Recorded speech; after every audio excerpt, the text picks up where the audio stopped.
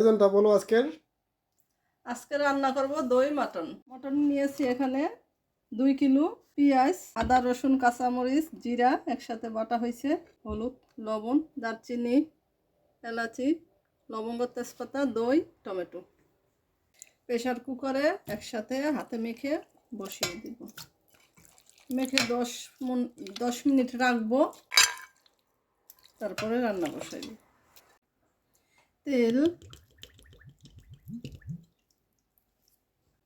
মশলা বাটা, পরিমাণ মতন হলুদ, পেঁয়াজ,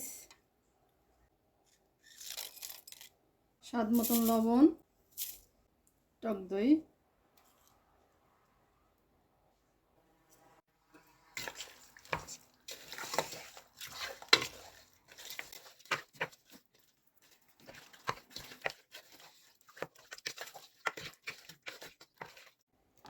মাখা হয়ে গেছে। এখন 10 মিনিট রেস্টে রাখবো, ঢেকে রাখছি।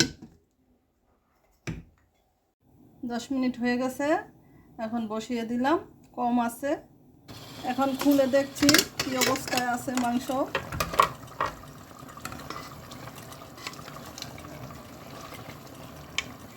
আরো আধা ঘন্টা লাগবে রান্না হতে।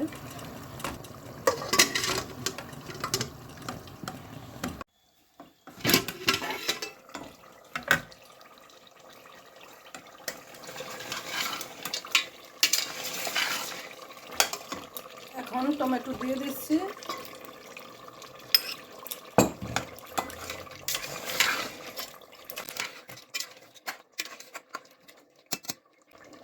ঢেকে দিব টমেটোটা গলার জন্য।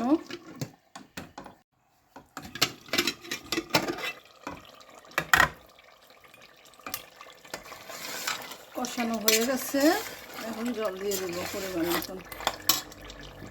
জলটা গরম করে নিয়েছি।